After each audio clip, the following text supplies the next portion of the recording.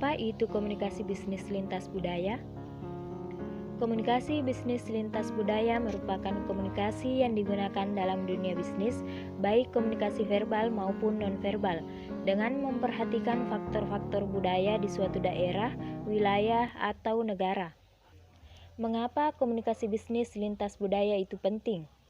Karena dalam menyikapi era perdagangan bebas dan globalisasi, perusahaan-perusahaan besar mencoba melakukan bisnis secara global. Perusahaan-perusahaan besar di Indonesia menggunakan beberapa konsultan asing untuk membantu mengembangkan perusahaan mereka. Memahami budaya. Budaya mencakup sekumpulan pengalaman hidup, pemrograman, kolektif, sistem sharing, dan tipikal karakteristik perilaku setiap individu yang ada dalam suatu masyarakat, termasuk di dalamnya tentang bagaimana sistem dinilai, norma, simbol-simbol dan kepercayaan atau keyakinan mereka masing-masing. Tingkatan budaya ada 3. Yang pertama, formal, sebuah tradisi atau kebiasaan yang dilakukan oleh suatu masyarakat yang turun-temurun dari suatu generasi ke generasi berikutnya, dan hal itu bersifat formal atau resmi. Yang kedua, informal. Budaya lebih banyak diteruskan oleh suatu masyarakat dari generasi ke generasi berikutnya melalui apa yang didengar, dilihat, dipakai, dan dilakukan tanpa diketahui alasannya mengapa harus dilakukan. Yang ketiga, teknis.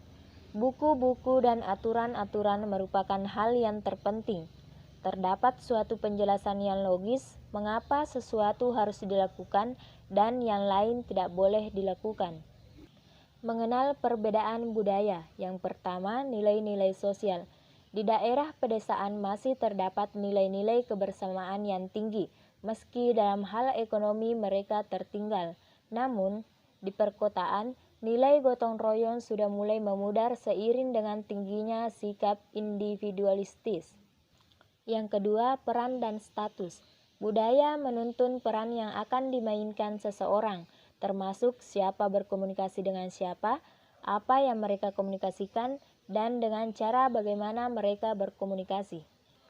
Yang ketiga, pengambilan keputusan. Di negara-negara maju, biasanya pengambilan keputusan dilakukan dengan cepat. Lain halnya dengan negara lain, keputusan yang dilakukan oleh manajer puncak umumnya dilakukan dengan lambat dan bertele-tele. Konsep waktu. Sama dengan halnya pengambilan keputusan, sebagian besar eksekutif dan penduduk negara maju menyadari bahwa waktu sangatlah berharga, sedangkan yang lainnya umumnya melihat waktu lebih fleksibel. Yang kelima, konsep jarak komunikasi. Sebagaimana masalah waktu, menjaga jarak komunikasi juga berbeda untuk budaya yang berbeda. Yang keenam, konteks budaya.